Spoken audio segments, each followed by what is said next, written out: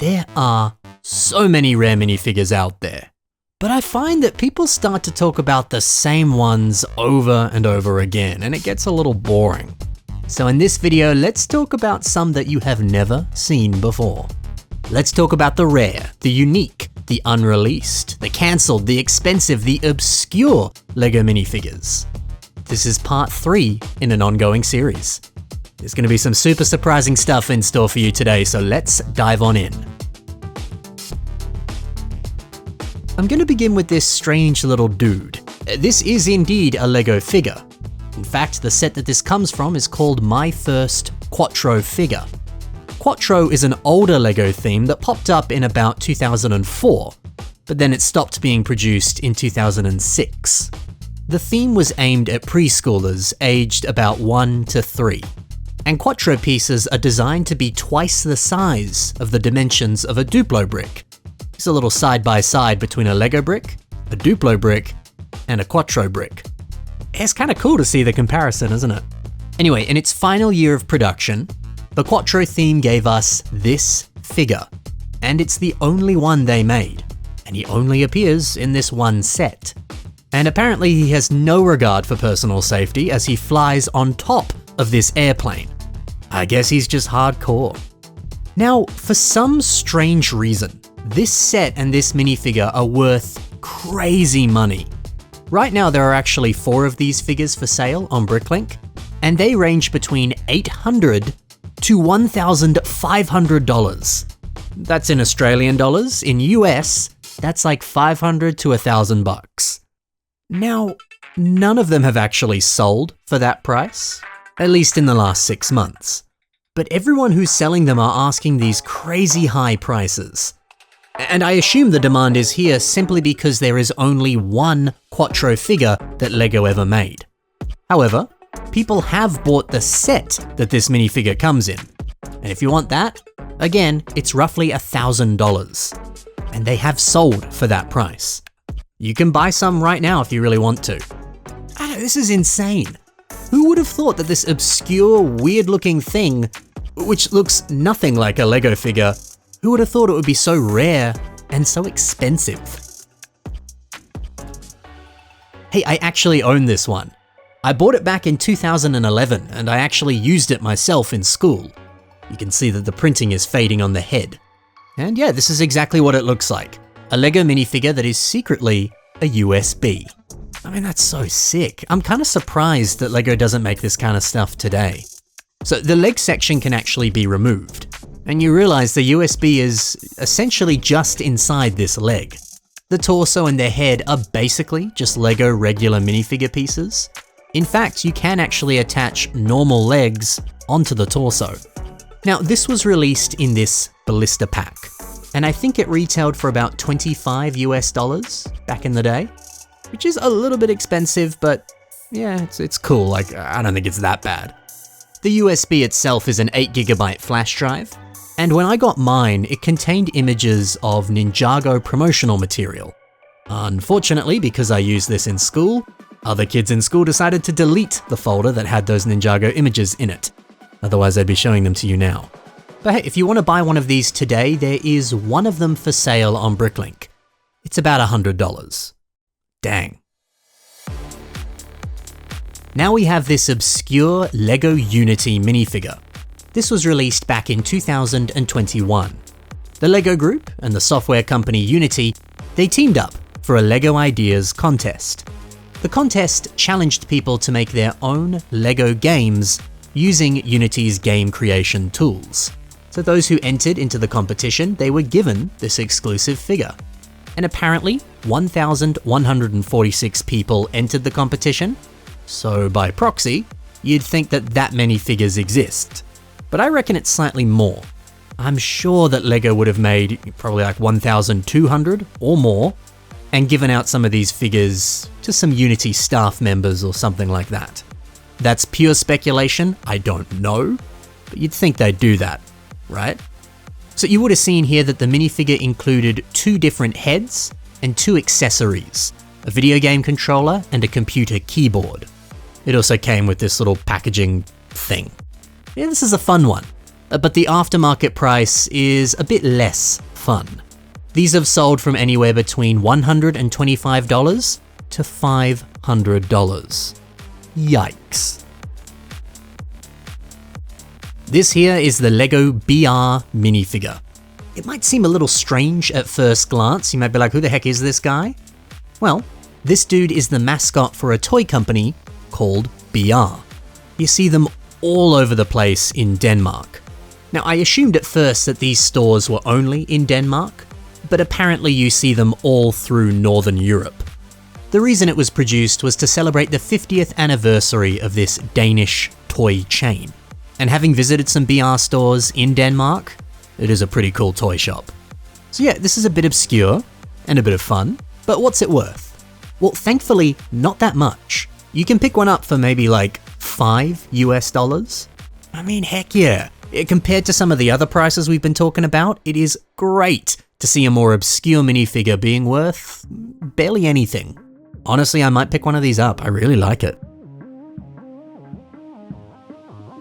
Let's talk about some unreleased minifigures. This is a poly bag that is simply titled 30629 Phineas Dash. Blurry images of this were found on the LEGO Group's certification page.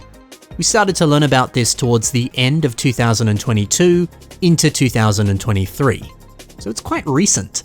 But other than that, we know barely anything about this. It has not been released in any capacity, and LEGO hasn't said anything about it. This is an unreleased, I guess, cancelled set, unless LEGO has some plans for it in the future, but it doesn't really look like they do. So this was rumoured to be a gift with purchase when you pre-order some sort of LEGO game. What that game was? Who knows? Was that rumour true? Probably not. It's hard to say. We just don't know. But something that is interesting about this.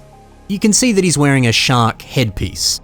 Well, you might not be able to. I apologise that the image is not like HD. That's just the only images that exist. But yeah, the shark headpiece. You'll notice that it is a magenta recolor of this shark head. It came on a collectible minifigure. I went to check Bricklink to see if this appeared in magenta in any other sets. Or was this an exclusive part that was unreleased? So checking the inventory on Bricklink, it appears so. This only appeared in 2 sets, none of them were magenta. However, there are listings for magenta shark heads, and there's a lot of them for sale. I mean, look at this dude, he has over 1,000 of them. What? How? I continued to dig more and more, and I learned that apparently some of these pieces popped up at Legoland Germany. Just the shark head, from my understanding. And you could indeed buy them. Legoland Germany has a bit of a history of some of this sort of stuff. Unreleased things popping up in the LEGO Fabric store. And as you can see on Bricklink, a lot of the current listings for this are indeed from Germany. So I guess that checks out. And thankfully, they're not actually that expensive. They're about $1 each. It's nice to see that they're affordable. I also found this post by Raymondo516. Somehow, they have this minifigure. And you can take a look at that sick, seemingly exclusive torso print. Wild that someone owns one of these. Hey, let's keep that cancelled LEGO minifigure train going. These here are LEGO Knights Kingdom minifigures that were never officially sold. But of course, yeah, someone was able to track some of them down. If you're not familiar with it, Knights Kingdom was an amazing LEGO castle theme that I grew up with and I love. It seems that LEGO was going to release a series of polybags for this theme, each one featuring the iconic knights looking a little bit different. We actually got 2 of them. One of them is the evil Lord Vladik, as you can see here, and the other one is Jaco. I actually had the Jaco figure as a kid. I got him in this old adventure box. It was a book, and inside you got 2 polybags. One, of course, was Jaco. And I had a lot of fun with this as a kid. However, I was always surprised that Jaco looked, well, nothing like Jaco, even though this guy was called Jaco. And this is the same story with Vladik as well. He looks nothing like the official figure. And even some of these unreleased figures, again, they look nothing like their official counterparts. So maybe that's why these polybags with these figures were never released. I don't know, maybe Vladik and Jaco somehow snuck past quality control? And then, I don't know, LEGO employees reviewed it and were like, whoa, these look nothing like the official figures, we're not releasing the other 3. Which is a shame, because look at them. Even though they look a bit weird, they have exclusive recolored pieces, like helmets and weapons. Those are pretty cool. So yeah, these are super rare and you do not see these popping up all that often. I don't have prices for you for these guys, but I can tell you they would be very expensive. Here's a cool one. This LEGO Red Sox minifigure was, of course, given out to some baseball fans at a game in Fenway Park in Boston. It was given out at a specific game on August 19th, 1999. Now, it's believed that this was the only instance of this being given away, so you really just had to show up for that one specific day and be lucky enough to get one of these. But this is not the only time that we've had LEGO Red Sox and baseball tie-ins. We've got a few other little dudes here, and sadly, yeah, it's the same deal. You had to be at the right stadium at the right time on the right day during a very specific game. Sets like this dude are so rare that there are none for sale on Bricklink, so who knows what they're worth. I doubt it's cheap. But this minifigure, well, this has sold before for like $300, sometimes even closer to $1,000. Big yikes.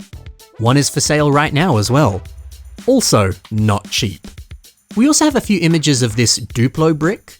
I'm not too sure of the story behind this, but it seems legit. I'm sure it was just given away at some sort of baseball event. But hey, it'd be pretty sick to see a baseball game and be given a sweet minifigure. Sounds good to me. Says the guy who's never watched a baseball game in his life. I'm Australian, what do you want? We don't have that here. This LEGO Ideas minifigure was given out to those who submitted a project to legoideas.com. Of course, as you know, projects that receive 10,000 votes, they'll be considered to become future sets. And apparently, you get this minifigure if your project reaches 10,000 votes. So only a small, exclusive club of people own this figure. Now, I have seen conflicting sources that say different information about this. Some say that you get this minifigure if your project reaches 10,000 votes. Some other sources say that you only get this minifigure if your project is approved and does become a set. So, hey, if anyone watching this actually owns this minifigure, let me know which one it is. But either way, it's still a very exclusive, small club of people. So what's this worth? Well, it's not common to see these for sale, it's quite rare, but there is one on Bricklink right now, and that is $500 dues. Well, it's not cheap. Ooh, and be sure to not confuse this with the current LEGO Ideas minifigure. This was one of the minifigures included in this LEGO set. You can of course see the difference with this figure, and of course it's not worth anywhere near as much as this one is. So this is not a Ninjago minifigure. This is from an old LEGO theme simply titled Ninja. And it is such an underrated gem of a theme. It is actually the rarest minifigure from the Ninja wave of sets. If you wanted one of these, it appeared in this set. The set is literally just 3 minifigures. You also got stands for them, and these little backdrops that you could hang on the back of the stand. I wish LEGO made sets like this today.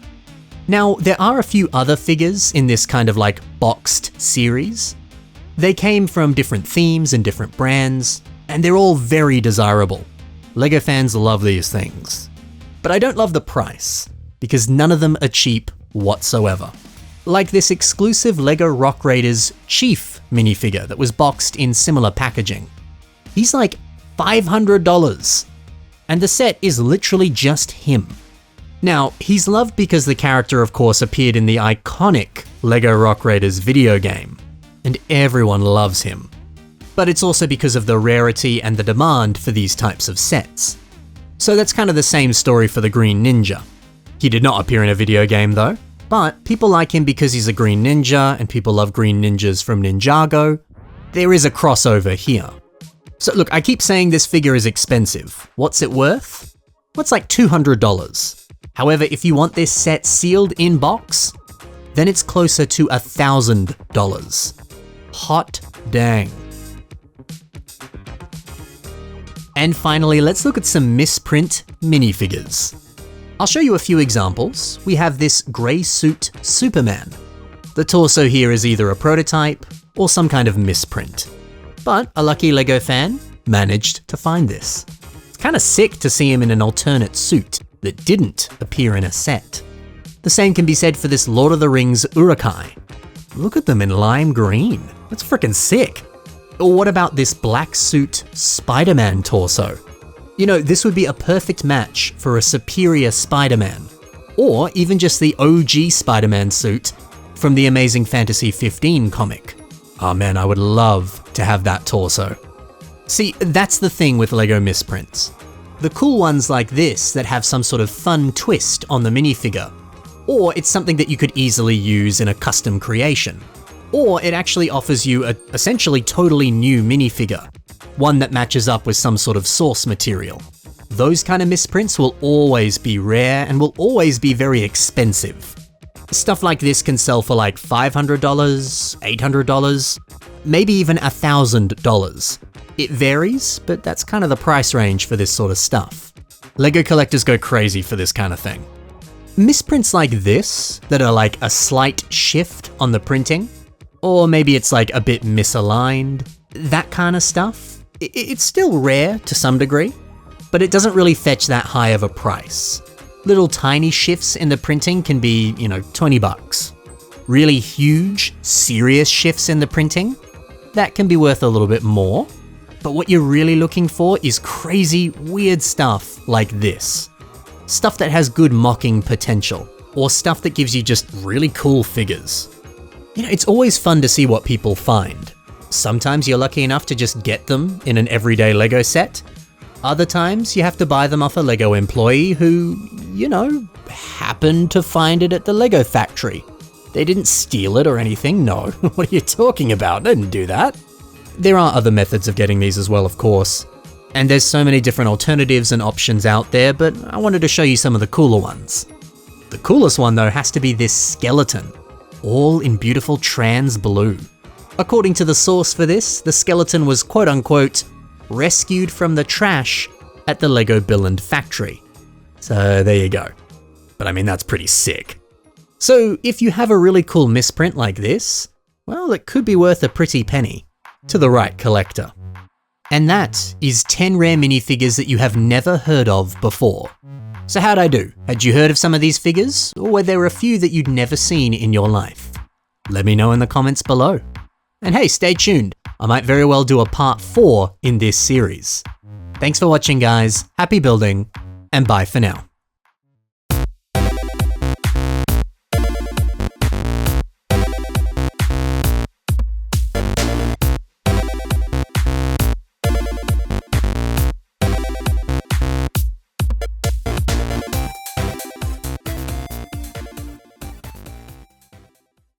Did I bring my LEGO USB to school? Yes. Did I get made fun of for having a LEGO USB at school?